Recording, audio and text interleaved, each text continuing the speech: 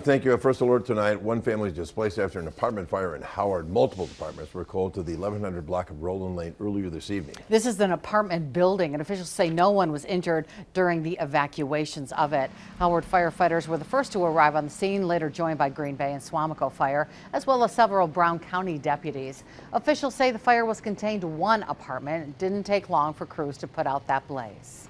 The battalion chief got on scene, reported smoke coming out of the alpha side of the building here, and then a first arriving engine company stretched an 1 3/4 line and was able to get a knock on the fire and get a good stop on it. But the units on scene overhauled, and we're just checking for some hot spots, any type of extension, and trying to get the occupants back into their apartments here.